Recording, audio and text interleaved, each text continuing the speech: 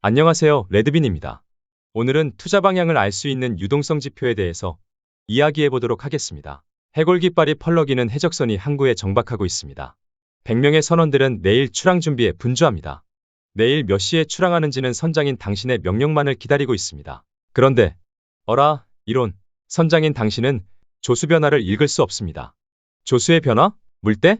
물때가 뭐야? 이러고 있습니다. 이것이야 말로 대략난감입니다.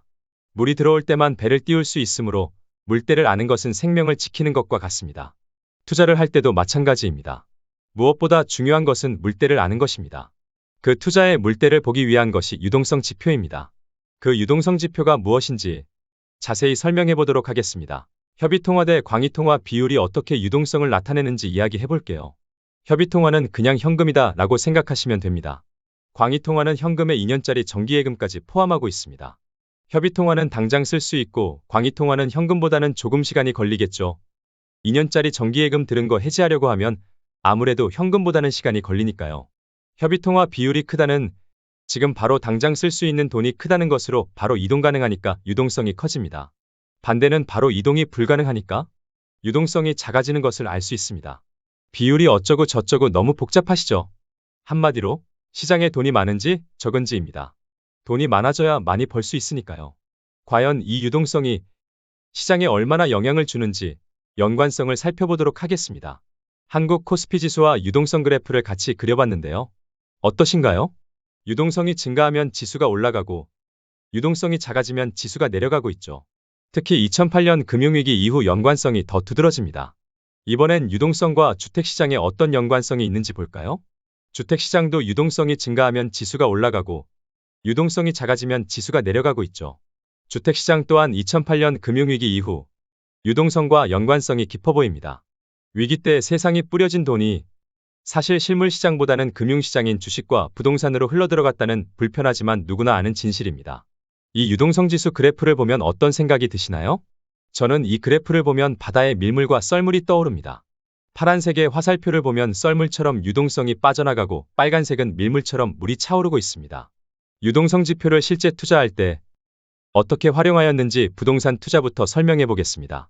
물이 빠져나가는 썰물 때는 배가 뜨지 않으니 그냥 마냥 놀고 있나요? 선원들이 항구에 정박할 때 더 바빠집니다. 배 수선도 하고 식량도 쌓아야 하니까요. 투자도 유동성이 빠져나가는 썰물 때 가장 바쁩니다. 아파트, 상가 등 하락기가 시작되면 임장을 나가기 시작합니다. 제가 항상 하는 말인데요. 부동산은 꽃향기를 맡듯이 직접 가서 향기를 느껴보라고 합니다. 내가 분석한 입지가 맞는지 그곳에 직접 가서 살펴보는 거죠.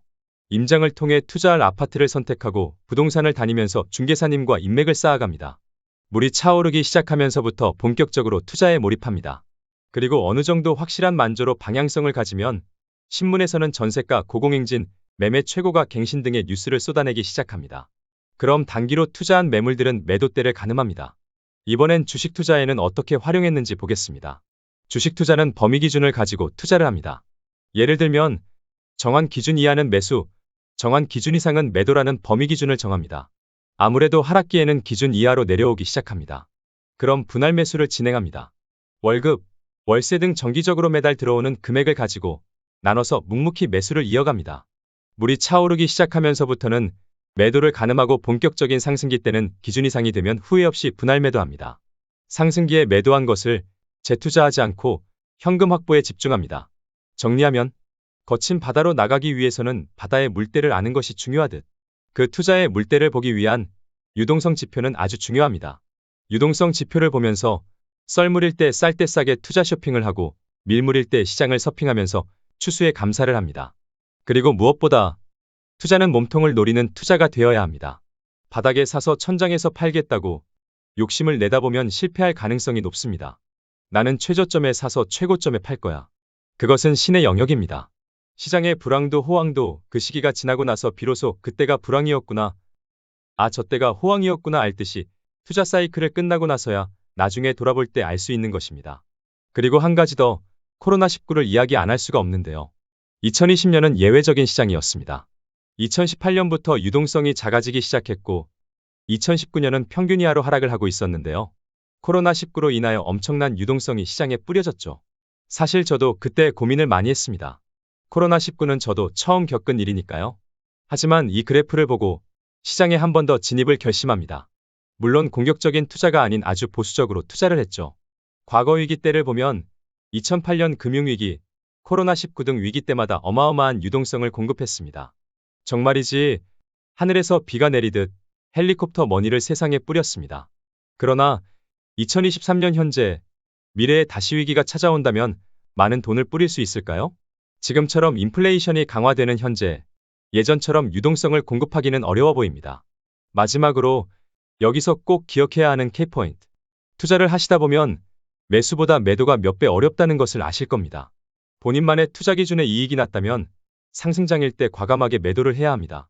상승장일 때 더 오를 거야, 더 하면서 있다 보면 물때를 놓쳐 이러지도 저러지도 못하고 배는 좌초하게 됩니다. 절대 물때를 놓치시면 안 됩니다. 이것을 꼭 기억하시기 바랍니다. 지금까지 유동성 지표에 대해서 설명을 드렸는데요. 투자를 하실 때 많은 지표들을 보고 고민을 하실 거라 생각합니다. 레드비는 투자를 이렇게 하는구나 라고 많은 투자 의견의 하나로 생각해 주셨으면 합니다. 이 방법 괜찮네 라고 생각하시면 사용하시면 되고 이건 좀 나하고는 안 맞네 하면 다른 의견을 참고하시면 되고요. 저 또한 많은 시행착오를 겪으면서 저에게 맞는 방법을 찾고 기준을 정하여 투자를 이어갑니다. 유동성 지표를 만들기 위한 데이터와 자료는 블로그에 자세히 설명하였습니다. 감사합니다.